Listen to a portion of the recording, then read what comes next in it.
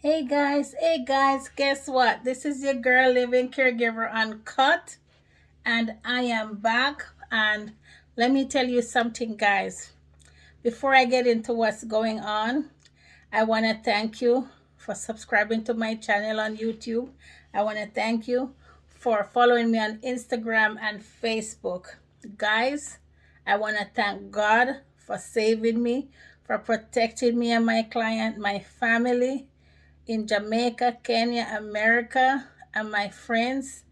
And guess what? And I know and I pray He's protecting you guys too. So, guys, let's give Him thanks for all that He has done for us and all that He has continued to do for us. Okay? All right. God is good and faithful.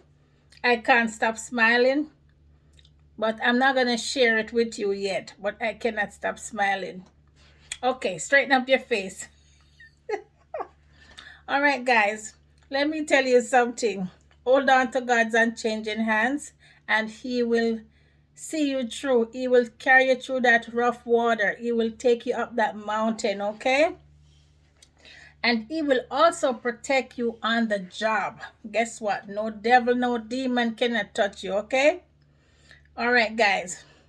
I have been so busy. Remember, I just came back to work like 2 weeks ago. So I have stuff to caught up with, and with all that was going on here, I have to get things situated before things go back to normal. It's always hard for me when I leave and I come back because things never go the way I instructed it to go. So it's like you keep backtracking and then you hurrying to get, put things back in order. Plus, you got to get back your client on track. That's why I told you guys, caregivers, when you go in the home, you got to follow the care plan. Okay? Because it messes, if you don't, it messes up the routine and it messes up the client's health too. You can't just do what you feel like doing. It's wrong. You're not there for you, honey.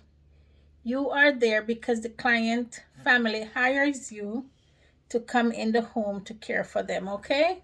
So yes, it's not about your feelings because you make it more difficult for the caregiver when she comes back. Plus, the client is going to be off track with everything and stuff like that. The meal plan, everything, and these things will show up on our medical record report or medical report or blood work. Yes, so you got to stick to the meal plan and the do's and the don'ts with the meal plan, and you got to stick with the routine. Okay, guys? I expect you to do the right thing, and I hope that caregiver who were working for me when I was away, I hope she learn and do better wherever she go next time, okay? All right, guys, let me tell you something. We were talking about aging, guys. Natural cause of aging. And as I said, everything start absorbing less in your body when you hit that 50. Guys, I am at that mark, 50 mark. But I am loving my 50 and I will keep updating stuff, because I'm loving it and I want to do a lot at 50 and continue to do it. Okay, look at your clients. Some of them, they keep it going. Some is out of their control. So guys, before you reach 50, start taking care of yourself, doing stuff the right way, especially your feet, guys. Your feet and your eyes and your memory. These are the things you need to focus. Well, for me, I want to keep those going. I want to keep my feet going. I want to remember everything. And my eyesight, I want to see what is going in my mouth. Not even about what's going on around me, but I want to see what is going in my mouth and where I'm sleeping. I want to see my surrounding. I want to make sure that my surrounding is clean. So guys, if you don't do nothing else, take care of your feet, your eyes, your brain. Make sure that, if you think something is going on, get to the doctor. Let them stay on top of it. Guess what? The skin and all that can come last. but I want to make sure I'm in my right mind. I want to make sure I am seeing what's going in my mouth. I'm very peculiar what's going in my mouth. And I need my feet to walk. I need happy feet. So as I said, take care of your feet, caregivers, and take care of your clients' feet. You know, you can't change too much if they never care for their feet. But you can do, wherever they are with their feet, you can help them to have better feet as a caregiver with the doctor's instructions and stuff like that. Okay. All right, guys. So I want to talk to the client's family, the payer. Okay. I touched a little bit of point on it the last video about the payer who is responsible for the client, the next of kin, the power of attorney. Those are the one I'm talking to right now.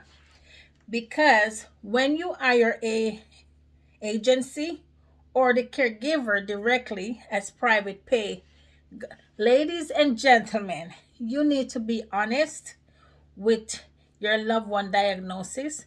As I said in the video before, because when you be honest and you talk about what's going on in their lives and how they used to live and stuff, give them a little update on what's going on, what happened before and stuff like that, then the care plan, the caregiver can have a better approach, and your loved one will be somewhat happy because at least the caregiver know what's going on. But when you're not truthful, clients, when you are not truthful and you say, oh, my mom, my dad, or whosoever the client is to you, the payer, the power attorney, when you lie, then the caregiver don't know what to, she's going in and saying, okay, she said this, their mom, their dad is this kind of person, this sweet, whatever. Then when you go inside there, the client is doing the opposite, the total opposite. Then the caregiver wondering if she's doing something wrong or whatever. Clients, the payer, the power attorney, please do not let the doctor have to tell the caregiver what's going on with your loved one, okay? Please do not. By that time, your client, your loved one, who the caregiver is looking after, she have been through like 50 caregivers. Then you make it look like the caregiver is the problem. When you're going through 50 caregiver for the month, guys, or 20 caregiver for 1 month, some not even staying for 2 hours. The payer, I'm talking to you. You don't think that's abnormal? You don't think that's the time you should say, let me just go in and tell the caregivers what's going on so they can have a better approach. Let me have a word with my loved one. Okay, especially if they're in their right mind where they can make decisions, help you to make decisions. Then you're going to have a conversation.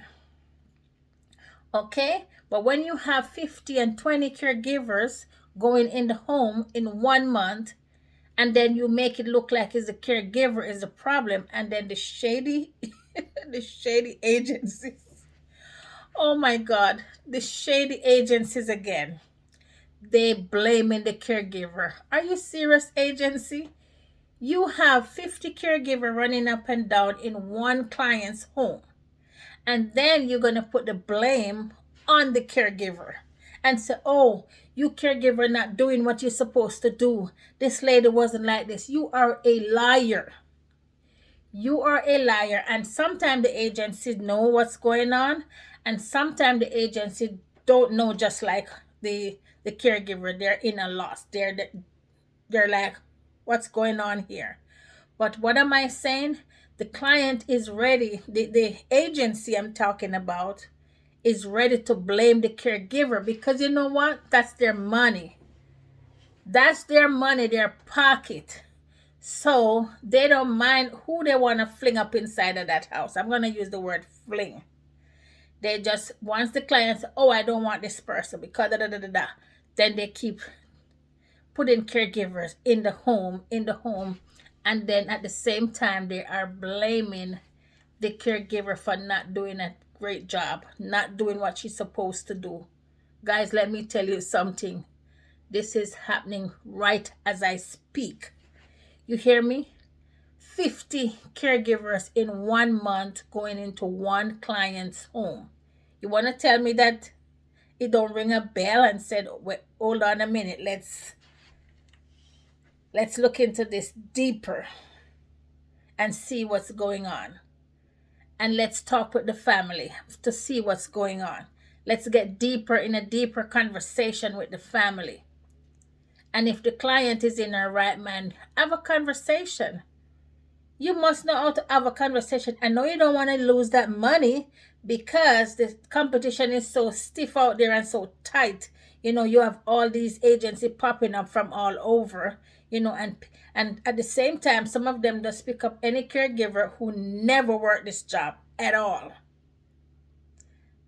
and put them in the home. So what am I saying?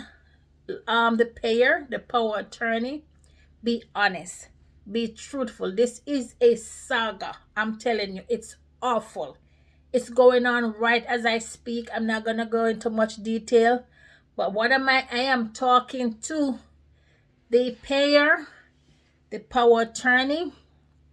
If you have a loved one who needs caregiver in the home, whatever their diagnosis, you need to tell the caregiver, tell the agency what's going on so they can have a better approach and work with you in a positive way. Don't let the doctor, when the doctor 1 year later, the doctor is like telling this new caregiver, oh, this is what, oh, you're what number? The doctor would be like, you're number 51. You're number 51. And then the client would be like, oh, yes, I boot them out of my house.